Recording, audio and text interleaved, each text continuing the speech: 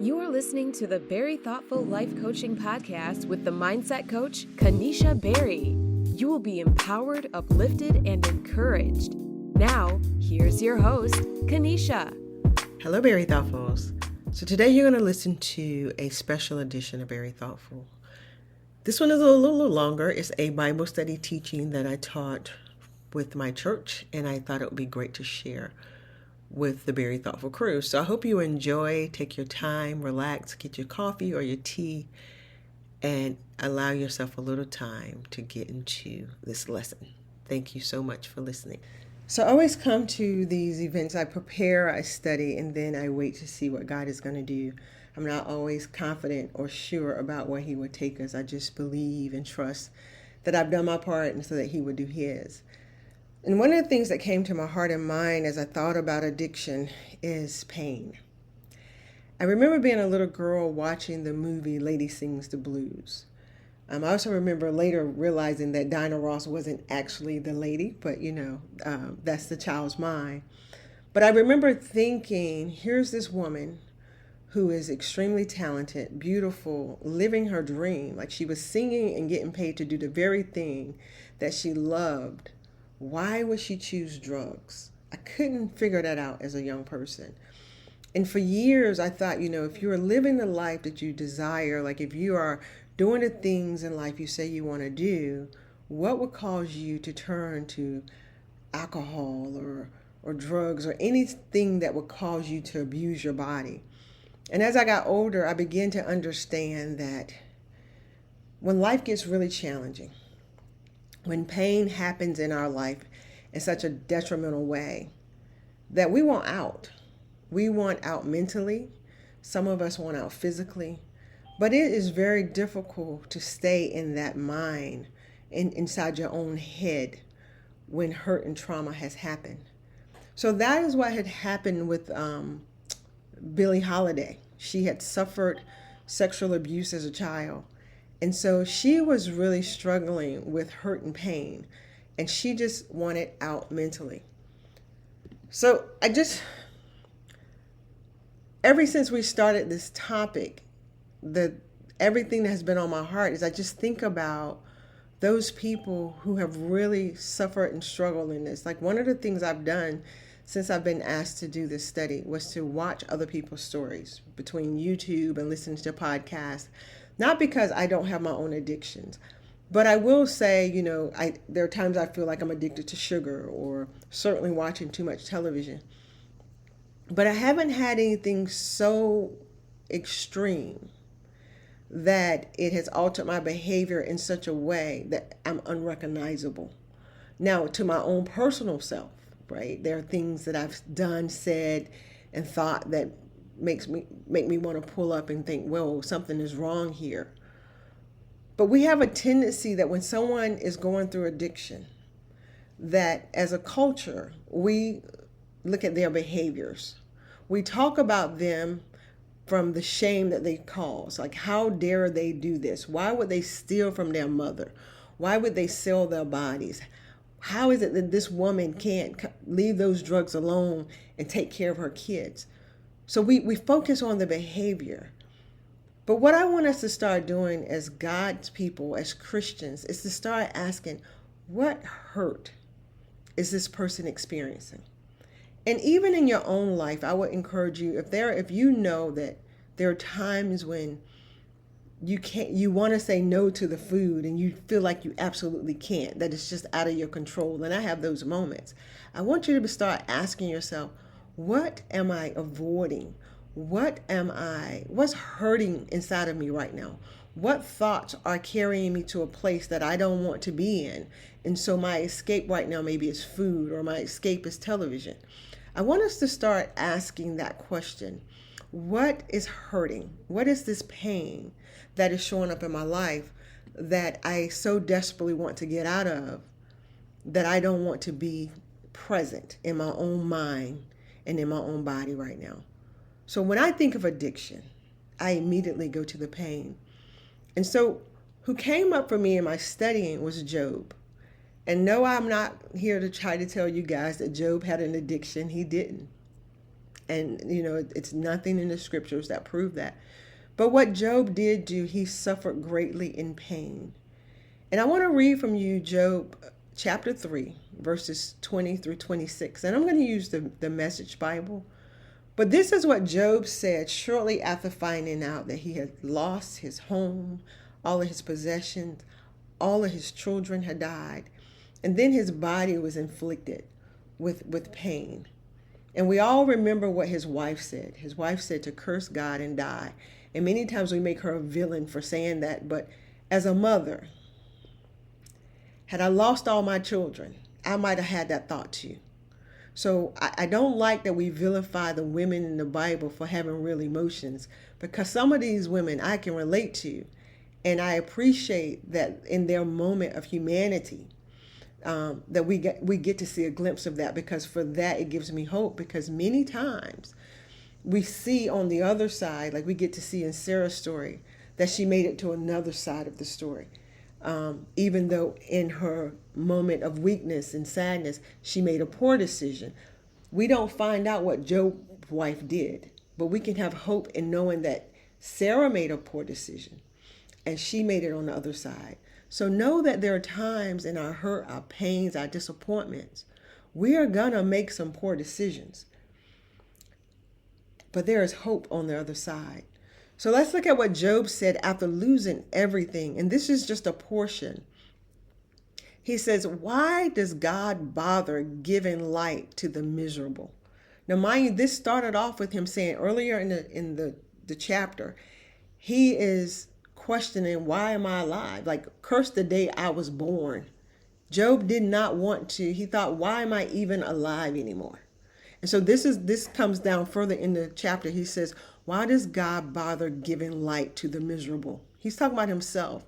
Why bother keeping bitter people alive? Those who want in the worst way to die and can't, who can't imagine anything better than death, who count the day of their death and burial, the happiest day of their life. What's the point of life when it doesn't make sense? When God blocks all roads to meaning. Instead of bread, I get groans for my supper. Then leave the table and vomit my anguish. The worst of my fears have come true. What I've dreaded most has happened. My repose is shattered. My peace destroyed. No rest for me ever. Death has invaded my life. And that last verse in the NIV, it says, "No, I have no peace, no quietness. I have no rest, but only turmoil." I want you for a minute to imagine feeling that way. And maybe, perhaps, if you're honest, there have been times in your life where you have. I certainly know that I have lived at times where I had no peace. There was no quietness in my soul. Now, I never got to the place where I wanted death as my way out.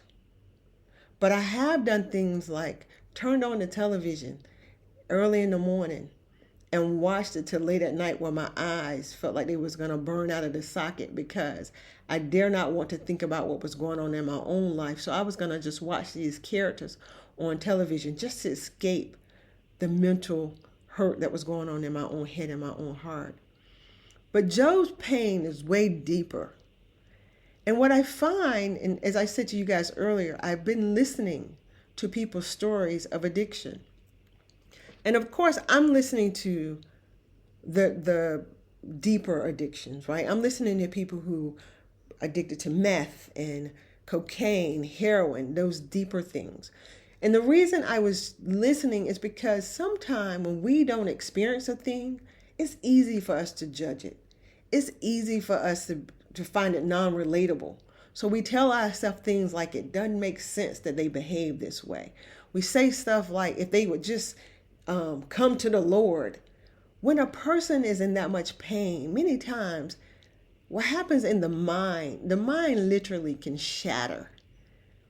Like, that is why it's so important, those scriptures that tell us to guard our mind. But we have to understand, for some of us, it's not about us choosing or not choosing to guard our mind. There are things that happen sometime for many of us in our childhood that is out of our control. And so in that early stage of life, our mind began to get damaged from who God has called us to be. And I just want to share a little bit from one story that really touched me. There's a young lady, her name is Jen. And Jen shared her story of addiction because she talked about from the age of 3, she remembered longing for love and affection from her mother. From the age of 3.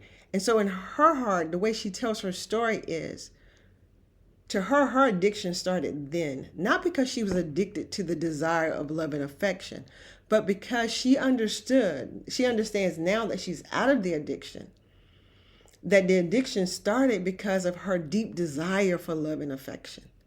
And because of the hurt and the anguish and the pain, she said she remember in her young life many times just wanting to. So what do you do with the trauma? When you don't go get help, when there are times, if we're honest, that just prayer doesn't even seem like it's coming in. How many times have you felt like Jesus wasn't there?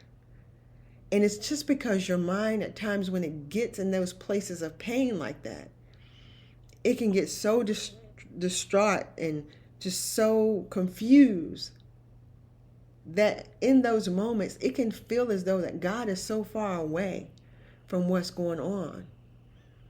So in those places, we have to learn how, one, yes, to call out to him if we are capable.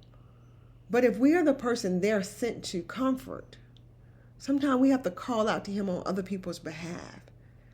We have to help them walk through and talk through their hurt and pain. And for many of us, listening to someone else's pain can be very uncomfortable. Recently in my family, my aunt, my mom's sister lost her husband. And when my mother called to check on her, and my aunt began to cry, my mom said, just get off the phone. I don't want you, to break down. And I thought, my mom couldn't handle her sister's pain. So instead of sitting with her and allowing her to break down and cry, my mother way out was to tell her to just get off the phone.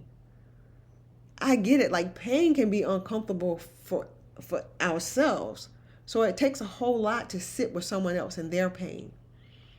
But we have to begin to learn to make space for that, because if we don't know how to come into someone's situation, into their pain, if we ourselves don't know how to begin to build some type of strategies and tools and know how to handle our pain, we just want to escape. We just want out. Like we heard Job. Job was like, why? Life is meaningless. I have no peace, no quietness. Can you imagine your soul just being at a place where there is no peace, there's no quietness in your soul?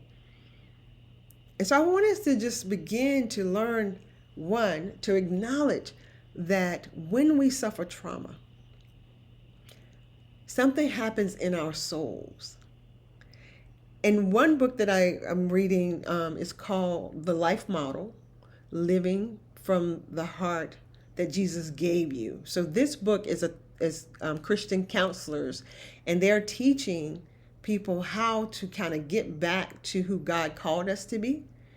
And it's a beautiful book, but it's saying that when we learn to get back to that place, when we begin to heal from the trauma, and they define trauma as believing anything that comes and interrupt us from believing that we are who God created us to be. When we begin to, our identity begins to be shaped by what happened to us instead of who he called us to be, that is trauma. You've just listened to part 1 of addiction. So I encourage you to take time to listen to part 2 on the podcast as well. Thank you so much for listening.